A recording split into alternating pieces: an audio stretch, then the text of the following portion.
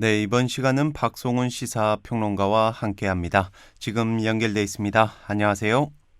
네, 안녕하세요. 더 나은 내일을 꿈꾸는 평론가 박성훈입니다. 네, 자, 오늘은 좀 어떤 이야기를 나눠볼까요?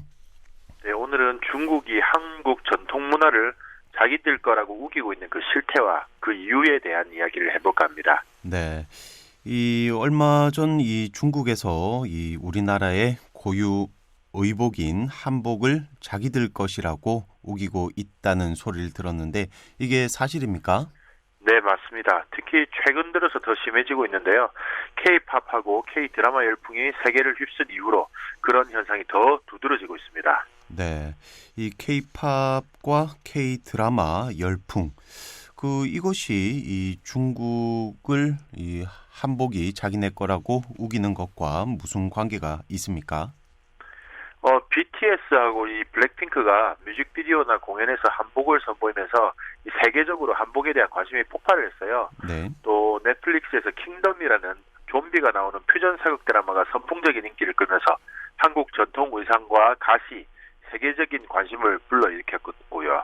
그 효과로 세계 최대 온라인 마켓인 아마존에서도 가시나 정자관 등이 거래될 정도로 인기가 높아졌습니다. 네. 그러니까 뭐 K-드라마나 뭐 K-팝 등을 통해서 이 한복의 인기가 요즘 높아지고 있으니까 이 중국이 갑작스레 한복을 자기네 거라고 우기기 시작한 거군요. 네네, 그렇죠. 또 그래서 이제는 중국 사극 드라마에서도 등장인물들이 한복하고 또 갓, 또 망건 이런 걸 쓰고 나옵니다. 자신들의 사극 드라마에서조차도 청나라의 전통 복식인 뭐 치파오가 아니라 우리 한복을 입히고 있는 거죠. 고정도 없이 짬뽕시킨 시대물을 만들고 있는데요. 심지어 중국의 한 댄스 경연 프로그램에서는 민속춤이라는 주제에서 한 댄스팀이 한복을 입고 아리랑 노래에 맞춰서 부채춤을 췄습니다. 여기에 출연한 중국 패널들은 이게 바로 중국의 스트릿 댄스다 이렇게 뭐 감탄을 하기도 했고요. 네. 그러니까 이 한복뿐만 아니라 또 아리랑과 부채춤까지 이 중국 거라고 우기고 있는데 뭐 조선족의 뭐 문화라고 하는가 봐요. 네네. 이 한복은 그나마 최근에 들어서 심해졌지만 아리랑은 더 이전부터 우겨왔는데요. 2011년에 중국은 뭐 조선족이 중국의 소수민족이므로 이들이 부르는 노래 아리랑도 중국의 문화다 이렇게 주장을 하면서 아리랑을 중국 국가 무형 문화유산에 등록을 했습니다. 네. 그러니까 이 아리랑이 이 뭐 중국 거다 뭐 이런 얘기인 것 같은데 자 그럼 국제 사회에서도 이 아리랑이 중국의 문화라고 이렇게 인정을 하고 있는 건 아니겠죠? 네네. 다행히 그건 막았어요. 2011년에 중국이 아리랑을 중국 국가 무형 문화유산에 등록을 하니까 그 다음 해인 이듬 해인 2012년에 우리 정부가 유네스코 인류 무형 문화유산에 아리랑을 올려버렸죠. 네. 이 조금만 더 방치했다가는 자칫했으면 아리랑까지 이 뺏길 뻔한 거군요. 네네. 근데 그게 다가 아니에요. 이 판소리도 중국이 국가 문화유산에 등재를 했습니다. 이 판소리는 중국 최대 포털 사이트, 그러니까 우리로 치면은 네이버격인 바이두라는 사이트에 백과사전 서비스에 소개를 해놨는데요. 이 지린성과 랴오닝성을 중심으로 퍼진 소리 문화라고 명시를 해놨습니다. 심지어 이 판소리 전승을 위해서 랴오닝성 태링시에 전문 학교를 만들어서 학생들을 양성하고 있다고 합니다. 네. 이 어이없는 웃음까지 나오는 것 같은데 이 판소리 하면 또 우리 민족의 얼과 한이 서린 뭐 대표적인 그런 음악인데 그것까지 또 훔쳐가려 하는군요. 네, 이거 좋아 보이면 하나부터 열까지 다 뺏기거나 뭐 훔쳐가려고 하고 있습니다. 우리 예능 프로그램이나 뭐 드라마를 그대로 뺏겨가는 것은 다반사고요. 얼마 전에는 중국의 한 예능 프로그램에서 우리나라 최초의 동요인 반달이라는 곡도 중국 조선족 민요라고 하면서 이제는 동요까지도 탐을 내고 있어요. 최근에는 또 프리미어리그에서 뭐 눈부신 활약을 보이고 있는 이 손흥민 선수를 두고 성씨가 손씨라는 이유로 중국인이라고 우기고 있는 실정입니다. 네, 저도 이 뉴스는 봤는데 이 손흥민이 뭐 중국 손오공의 후예라고 이렇게 주장하고 있다는 얘기를 들었습니다. 자, 그리고 조금 전에 동요 그 반달 얘기를 했는데 이게 푸른 하늘 은하수로 시작되는 그 노래 맞죠? 네네, 맞습니다. 근데 이제 뭐 가져가려고 하는 거는 그뿐만이 아니라 요즘은 또 한식이 인기를 끄니까 쌈 싸먹는 문화까지도 뭐 또 중국 거라고 우기고 있어요. 네, 이 쌈 싸먹는 문화, 이 뭐 우리나라의 또 대표적인 또 식문화이기도 한데 이게 다른 나라에는 없는가 봐요. 브리또나 월남쌈처럼 전병 위에 올려서 싸먹는 문화는 있는데요. 우리나라처럼 생야채 위에다가 고기, 또 마늘, 고추, 파채, 쌈장 이렇게 올려서 먹는 것은 우리 고유의 문화입니다. 이 중국에서도 14세기 때부터 뭐 상추에 고기를 싸먹었다 이런 기록이 있긴 한데요. 그 시초도 따지고 보면 원나라에 끌려간 고려인들이 유행을 시킨 거예요. 그래서 그 이름도 고려포라고 불렸습니다. 네, 이 정말 뭐 사소한 것들 하나까지도 다 뭐 자기네들 문화라고 우기고 있는 것 같은데요. 이 중국 같은 경우는 대국이고 또 그런데 자기네들 문화가 있잖아요. 근데 왜 이렇게까지 하는 걸까요? 뭐 기본적인 정서가 남의 거를 베끼거나 훔치는데 별 거리낌이 없어요. 그래서 전 세계가 중국의 짝퉁 제품으로 골머리를 썩고 있지 않습니까? 게다가 무엇보다도 중국이 내세울 만한 전통 문화라는 게 거의 남아있지가 않습니다. 네. 그리고 뭐 중국 하면 이 뭐 쿵우 뭐 이런 것도 있고, 네. 그 의복 역시도 중국의 고유 또 문화가 있을 텐데 특히나 중국은 뭐 역사가 또 굉장히 오래됐고 또 전 세계 4대 문화 발상지 가운데 하나잖아요. 네, 그렇긴 한데 비교적 최근에 자신들의 전통을 스스로 다 파괴해버리는 사건이 있었어요. 네. 문화 대혁명이라고 들어보셨을 겁니다. 네. 그 중심에 있는 게 중국의 국부라고 불리는 마오쩌둥이라는 인물인데요.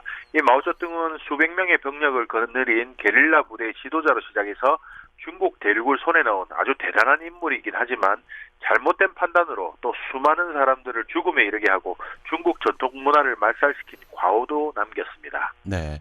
이 공산주의다 보니까 뭐 이런 전통 문화 말살이나 이런 걸 진행하게 된 건가요? 꼭 그렇다기보다는 자신의 권력을 유지하기 위한 행위의 결과로 문화가 말살됐다 이렇게 봐야 됩니다. 그 첫 의도 자체는 나쁘지가 않았어요. 이 마오쩌둥은 1958년부터 2년 동안 대약진 운동이라는 경제 부흥 운동을 펼치는데요. 이 10년 안에 미국을 따라잡는다 이런 목표를 세우고 농업 국가였던 중국을 공업 국가로 만들려고 했습니다. 근데 예상치 못한 부작용이 나타나게 된 거죠. 네. 자, 그런데 이 대약진 운동 때문에 이 중국 국민들이 대기근을 겪었다고 하던데 혹시 이걸 말하나요? 네, 맞습니다. 이 대약진 운동의 일환으로 토법고로라고 해서 집집마다 뒷뜰에 작은 용광로를 짓도록 했습니다. 그리고 직접 거기에서 철을 생산하고 또 생산량을 보고하도록 했는데 농부들이 언제 철을 만들어 봤겠습니까? 간단한 뭐 농기구 같은 거를 직접 만드는데도 실력이 형편이 없었죠. 또 그래도 생산을 하라고 하니까 하긴 해야 되는데 철광석은 또 어디서 구하겠습니까? 뭐 결국은 집에 있던 그나마 질이 괜찮은 농기구를 녹여서 아주 질 떨어지는 농기구를 만들어내는 결과를 낳았죠. 네. 그러니까 이 농기구의 질이 떨어지다 보니까 뭐 이 생산량도 떨어질 수밖에 없었겠군요. 그것도 그렇지만은 쇠를 녹이려고 하면 연료가 필요하잖아요. 이 집집마다 고로를 짓다 보니까 이 온 동네 인근 산들의 나무들이 다 베져 나갔습니다. 이로 인해서 또 홍수와 산사태가 이어지게 됐고요. 또 마오쩌둥이 참새 잡아라고 지시했다는 이야기는 아마 많은 분들이 들어보셨을 겁니다. 네. 그러니까 이 참새가 나다를 쪼아 먹는 나쁜 짐승이라고 해서 참새를 다 잡아버렸으니까 결국은 이 참새가 잡아먹던 해충들이 크게 늘면서 이런 대기근이 생겼다. 뭐 이런 얘기는 저도 들어본 것 같네요. 네, 맞습니다. 그거를 제4해 운동이라고 하는데 참새를 다 잡아버려서 해충들이 들끓으니까 또 이 해충을 잡으려고 살충제를 마구잡이로 살포를 합니다. 그러니까 또 이거를 먹은 오리들이 픽픽 죽어나가고 농가들은 오리가 떼죽음을 당하니까 죽은 오리를 시장에다 내다 팔았죠. 그러니까 또 이걸 사먹은 사람들까지도 연쇄적으로 죽어나갔습니다. 네. 그러니까 이 지도자의 잘못된 지시 하나로 이 엄청난 재앙이 벌어지게 된 셈이네요. 네, 그리고 대기근의 원인은 참새 말고도 또 있었는데요. 심경밀식이라고 해서 논에다가 벼를 빽빽하게 심는 타종법을 실시했는데 이렇게 심으면 생산량이 늘어날 거라는 당초의 기대하고는 다르게 벼들이 웃자라면서 나달들이 아주 부실하게 열리게 됩니다. 또 이제 벌레가 숨을 곳이 많아지다 보니까 병충해가 엄청나게 발생을 하죠. 결국 가족들 때문에 대기근으로까지 이어지는데 이로 인한 사망자만 3천만 명이 넘는 것으로 기록이 되어 있습니다. 네. 뭐 중국 인구가 굉장히 많다고는 해도 기근으로 인해서 3천만 명이 넘게 이렇게 희생이 됐다고 하니까 정말 놀라운 것 같습니다. 자, 그런데 이 대약진 운동과 이 중국 문화가 말살된 건 뭐 무슨 관계가 있습니까? 이 대약진 운동이 실패를 하니까 정치적으로 입지가 좁아진 마오쩌둥이 국가와 사회를 넘어 개인의 정신까지 완전히 개조해야 된다. 이런 제안을 합니다. 이 자본주의와 전 근대적인 문화를 몰아내자. 그리고 새로운 사회주의를 실천하자. 네, 이른바 문화 대혁명이었는데 기존의 낡은 것들을 쓸어버리고 체제와 권위에 대항하라는 메시지를 표명하니까 중국 전역의 고등학생들과 대학생들이 열광을 하면서 조직을 결성합니다. 네, 뭐 메시지 자체는 괜찮은 것 같은데 어쨌거나 이 정치적으로 좀 위기에 몰렸던 이 마오쩌둥의 말에 이 많은 중국 젊은이들이 뭐 응답을 한 셈이네요.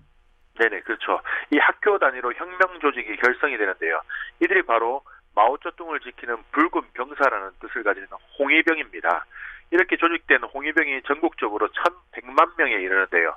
이 홍위병은 마오쩌둥 사상을 신봉을 하면서 붉은 완장을 찼어요. 그리고 낡은 것들과 자본주의를 타파하자는데 앞장서서 활동을 하게 되죠. 네, 그러니까 이 젊은 홍위병들이 주축이 돼서 중국의 문화 대혁명을 이끌게 된 거군요. 네, 이 홍위병들은 봉건의 잔재 또는 부르주아의 더러운 책이라는 이유로 분야를 막론하고 엄청난 양의 책들을 불태웁니다. 이 오래된 불상을 비롯해서 각종 문화재와 예술품들도 봉건적인 잔재로 규정해서 파괴했고요. 또 공자의 문묘도 파괴하고 명나라 만력제가 매장된 황제의 묘도 파헤쳐서 뼈를 부수고 불태웠습니다. 네, 이 수천 년 동안 지키고 쌓아온 많은 것들이 이 혁명이라는 이름 아래 이 순식간에 파괴가 다 돼버렸네요. 네, 그렇죠. 홍위병들의 파괴는 서적하고 문화재에 그치지 않았고요. 또 지식인들을 향해 적개심을 드러내면서 노동자와 농민을 착취하는 세력이라고 지탄을 하면서 타도의 대상으로 삼았습니다.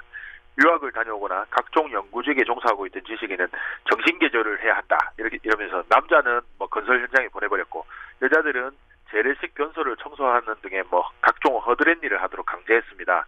이런 식으로 박해를 받고 처형된 사람이 수십만 명에 이르렀죠. 네, 뭐 자국 지식인들이 무슨 죄가 있다고 뭐 이렇게까지 하나 싶은데 뭐 이 정도면 거의 광기 수준인 것 같네요. 네, 그렇죠. 당시 홍위병들은 광기에 사로잡혔었고 결국 또 그 광기는 서로를 향하게 됩니다. 각자 자기야말로 마오쩌둥 사상의 진정한 대변자다 이렇게 주장을 하면서 서로를 고발하고 다투는데요. 이렇게 조직 내분이 심해지면서 결국은 내전 양상으로까지 번지게 됐고 이걸 본 정부에서는 홍위병 해산을 명령하죠. 그리고 전국에 정규군을 투입합니다. 홍위병은 점차 쇠퇴하게 되죠. 네, 뭐 이렇게 홍위병은 사라졌는데 이미 그 파괴돼버린 중국의 뭐 오래된 문화는 또 되돌릴 수가 없었겠군요.